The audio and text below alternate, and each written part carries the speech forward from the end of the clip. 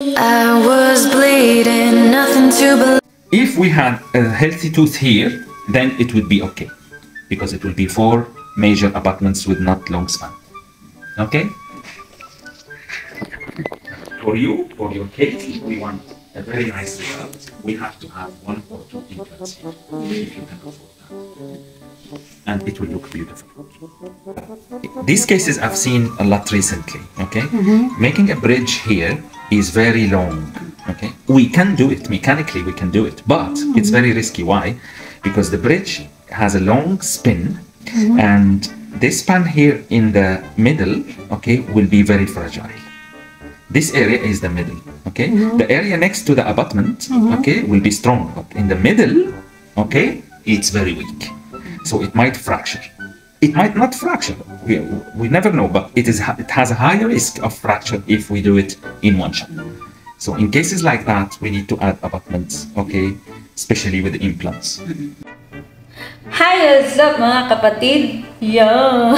Andito na naman po tayo, your nurse Lanlan, and yes, for today's video, sasagutin ko yung nagtanong sa TikTok ko, pero i-vlog ko na lang rin siya dahil may pasyente kaming same ng case ng tinatanong niya. So kung napapansin nyo, ito yung x-ray ng pasyenteng yon nagpunta sa aming clinic. Ayan. Kung nakikita ninyo, ang natitira na lang sa taas niya ay yung left side na pangil at itong mga bagang. At halos yung mga bagang niya sira-sira pa. Kita mo to? Yan, sirang-sira na masyado. So wala siyang ngipin sa harap, mostly sa harap.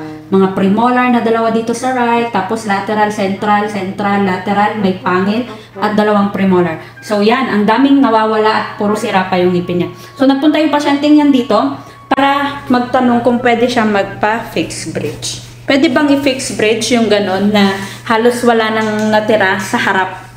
Okay, so yun ang sasagutin natin, okay? Pero, ayan. Bago po tayo tumuloy sa video ito, paki-play mo na yung intro.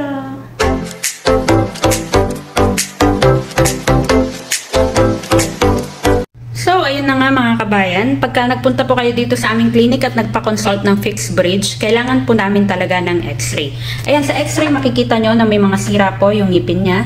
Wait, ito. Ayan o, ang lalaki ng sira. Ayan. So, gusto niya magpa-fixed bridge. Katulad rin ng tinanong nung isang kabayan doon sa aking TikTok. Ayan, itong video na ito. Wait, pakita ko sa inyo. Ayan, nagpapostiso to sa amin. Ayan, halos wala na rin siyang ngipin sa harap. Pero mas madami-dami ito compared doon sa nagpunta sa aming clinic. Okay? Itong x-ray na ito. Ayan, ito yung pasyenteng mismong nagpunta sa aming clinic. Pwede bang i-fix bridge ito? Yes, pwede po. Pero, yun, may pero. Hindi po namin ito ma-fix bridge ng gagamitin, na ang gagamitin is yung mga ngipin niya kasi wala na po halos kakapitan. Kailangan po kasi pag nagpa-fix bridge kayo, kung ilan po yung nawawala, dapat ganun din po yung bilang ng kakapitan. Or much better, mas madami. Yun yung tinatawag nilang Antes Law. Hindi ko alam kung tama yung pronunciation ko. Dapat mas halos pareho nung nawawalang ngipin yung magiging abutment. Ang abutment po ay ang tinatawag na kakapitan, yung pagkakapitan ng bridge. Yung mga natitira yung original ng ngipin, yun po ang gagamiting kakapitan or abutment para magkaroon kayo ng bridge. Kung napapansin nyo po, itong pasyenteng ito, kung sa harapan niya is pangil na lang ang natitira, so mabibigatan po dahil kahit sabihin nyo meron po siyang ngipin dito, dito po sa harap sobrang haba, long span bridge, hindi po kakayanin ng pure abutment ng ngipin lang ang gagamitin. So, ang sinuggest ng doktor ay implant. So in cases like that, we need to add abutments, okay? Especially with the implants. Kasi po kung ito ang gagamitin, mabibigatan po yung mga ngipin, tapos baka mabasag po yung bridge. Lalo na yung force po ay sa harapan lahat. So kung walang ngipin po dyan, wala pong tutulong na mag-support. So kailangan magpa-implant. Pag ganyan na po yung situation ng ngipin ninyo. Kung ganyan na. Kung sana meron pang at least isa dito, isa dyan, or isa dito, isa dyan, and then dito mga to, pwede pa po. Pero ito nakita nyo, lalaki na ng sira, marurot canal na po yan. Okay? So yun. Huwag nyo pong hintayin na umabot na lang sa ganyan yung mga ngipin nyo habang maaga pa yung pag maliliit pa yung mga sira, kailangan ipagawa nyo na po para hindi po mas mapamahal yung gagawin yung procedure pag gusto nyo nang magpangipin. So ito yung postiso nung kabayan. nagpapustiso siya sa amin. Dito nagtanong yung isang kabayan kung yung ganito daw ng ngipin, pwede pa daw bang fixed bridge. Pwede nga po, nga lang, kailangan po, ang gagamitin, kailangan po may implant.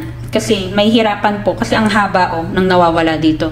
At least meron sanang dalawa dito sa harap. Ayan. At least meron sanang dalawa man lang dito sa harap para ma-support po yung fixed bridge. So, ang sagot ko po muli, pwede po, pero kailangan magpa-implant. Nga lang, ang mahal po talaga ng implant dito sa amin.